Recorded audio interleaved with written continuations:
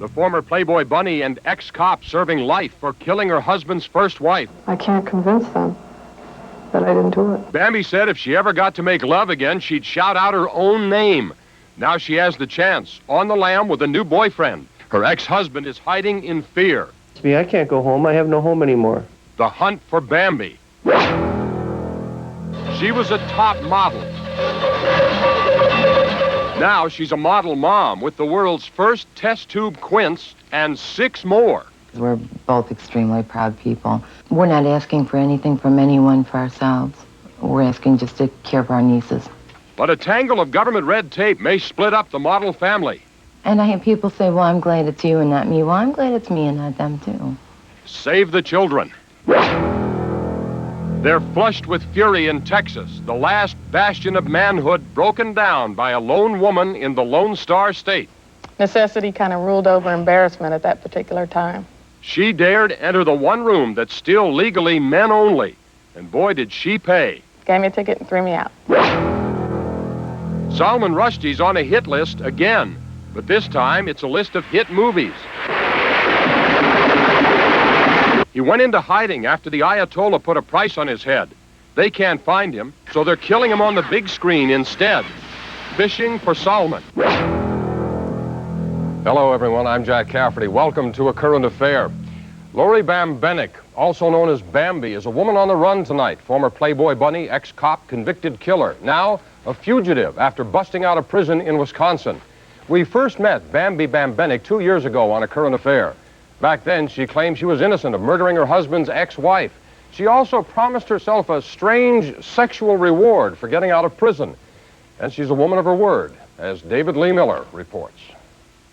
It is the sentence of this court that you, Laurencia Bembenek, are to serve a term of life imprisonment in the Wisconsin state prisons. When Laurencia Bembenek was convicted of first-degree murder and sentenced in 1982 to life in prison, her husband, Fred Schultz, cried in the courtroom.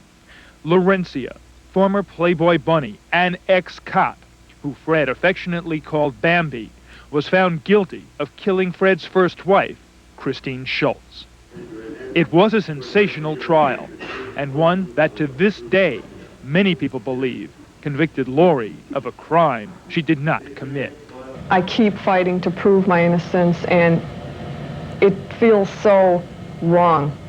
I keep saying, it's so unjust.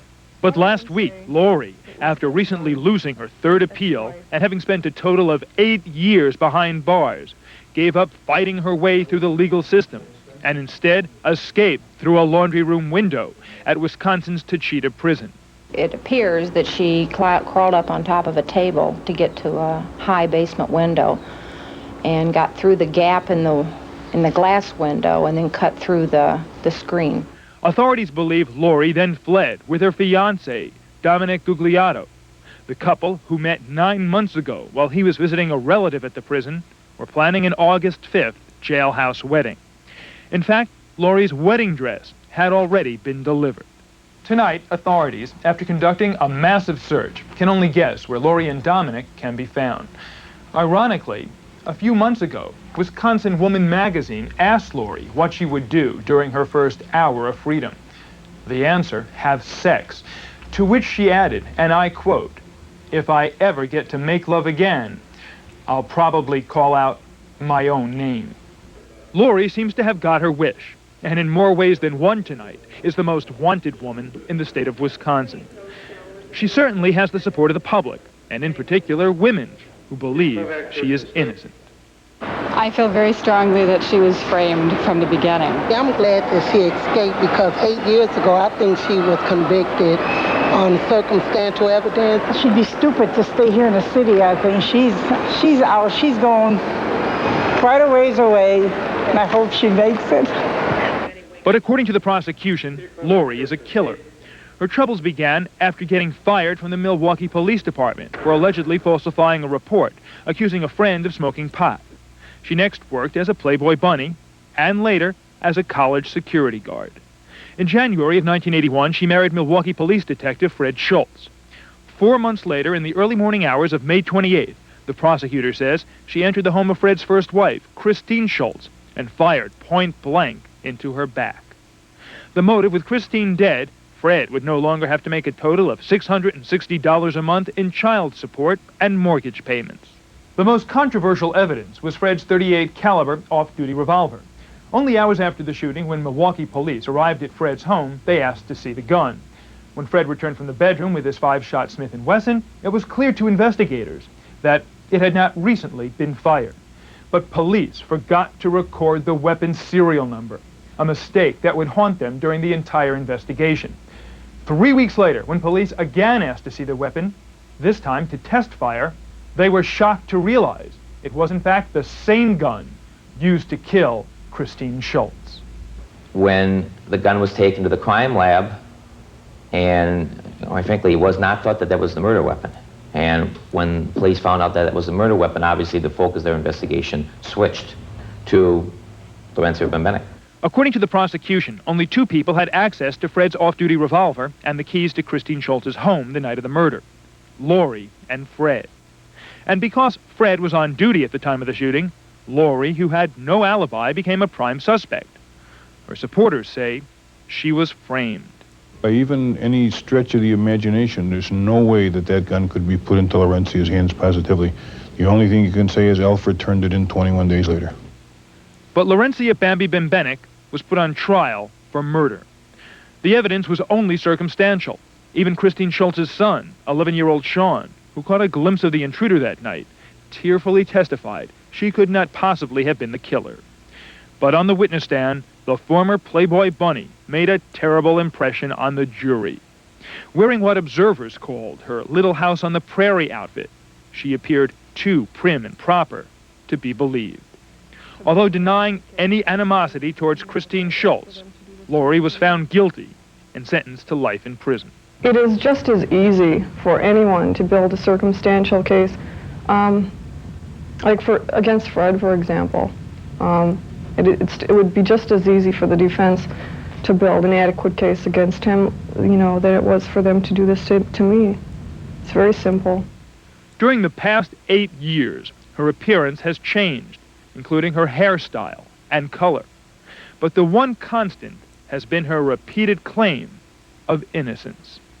I swear to God, and I wish there was a smoking gun or something that I could prove it beyond a doubt, blood type or something that I could show the victim's family, everything they went through, because they hate me, and they have every right to, but I can't convince them that I didn't do it.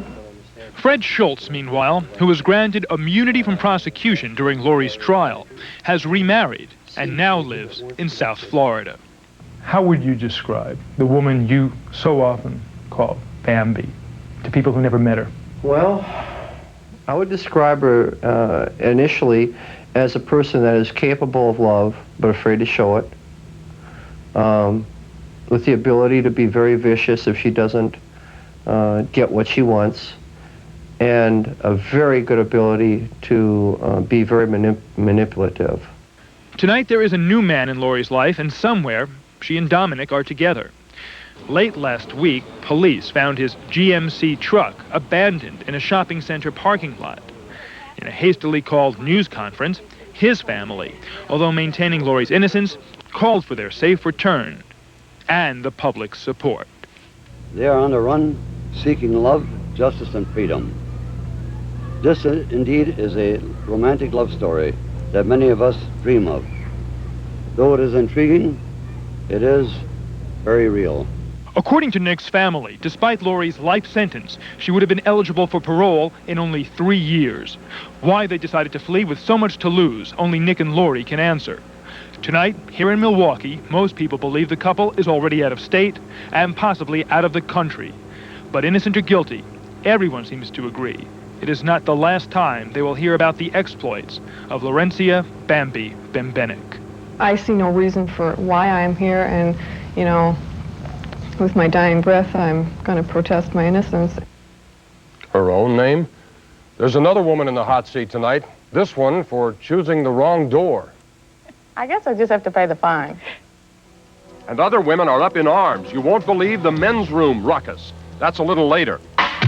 So's Salman Rushdie, movie villain. And next, the baby boom goes bust for the mother of the first test tube quintuplets. I'm doing what I feel I have to do in order to live with myself morally.